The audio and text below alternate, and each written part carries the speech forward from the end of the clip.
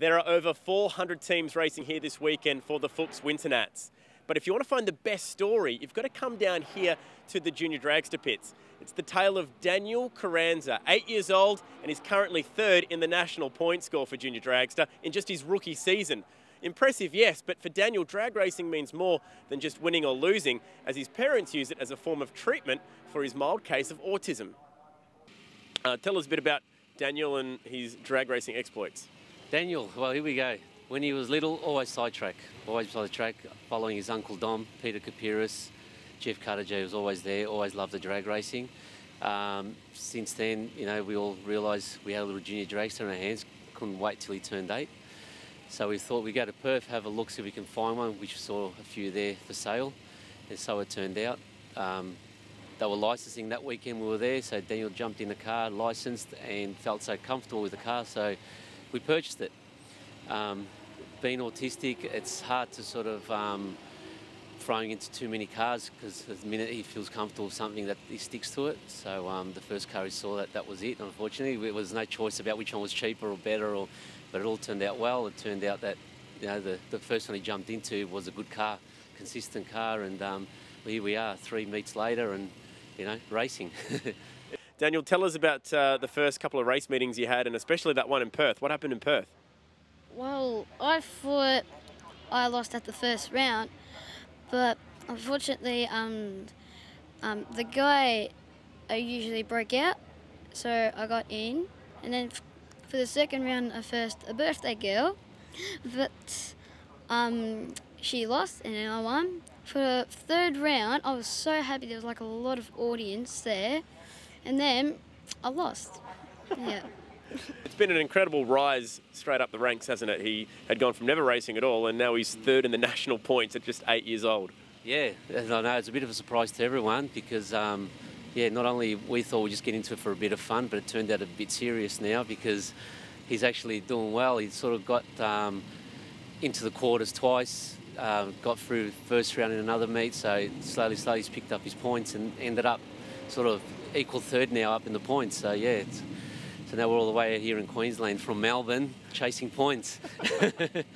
What's the biggest thing that you've had to come to terms with? What have you learnt? Like, what's been the biggest thing to learn since driving a dragster? Well, Dad told me to leave on the second amber when it turns off, but for my next 2 qualifiers, I both had a red light. So we go on to the third amber. Go on the third amber now. Is that a lot to think about when you're driving the car? Yes. Living with autism, tell us a bit more about how drag racing is. How is this beneficial, and what does it do for Daniel? Well, lucky for us, Daniel's only got a mild case of autism, so he's not too bad in that side. But being autistic, they tend to concentrate on one thing, and it's hard to put into words, but they fixate on something and they make sure they do 100% on it. And for him, drag racing was his thing. Coming out onto the track was his thing, and he opened up. Drag races were like his family. School grounds, friends down the street, he wasn't so open, but you bring him out into the drag strip, he'll talk to everyone.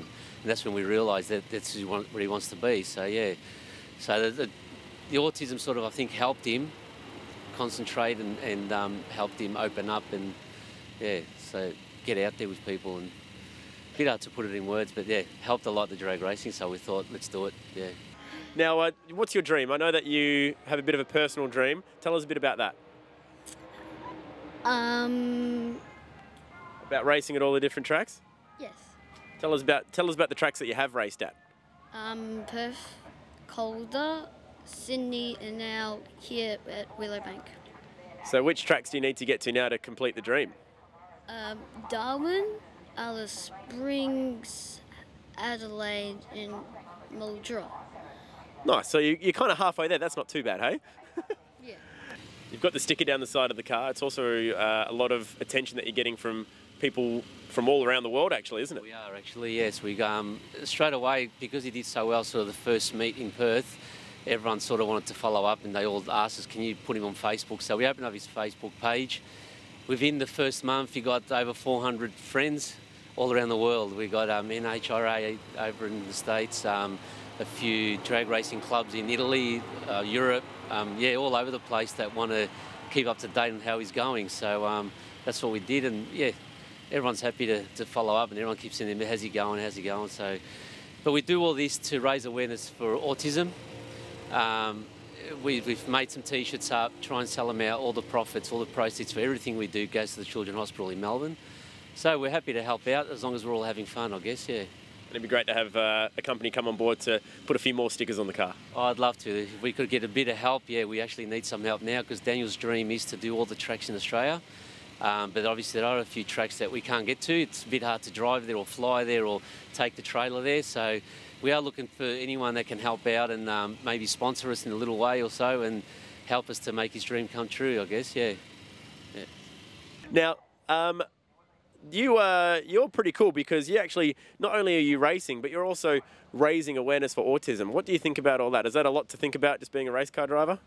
Yeah, just think about a lot. Do you think about that at all when you're racing? Yeah. All right, well, you're third in the points at the moment. What do you have to do to stay towards the top of the points this weekend? Well, right now, I was in the quarterfinals at Perth at Sydney, but I have not been in semi-final or final. So is that your goal this weekend, to make a semi-final or maybe go to the final? Yes. Do you think you can do it? Maybe. We're not sure. Not sure. All right, well, good luck this weekend, buddy. Go get them. Thank you.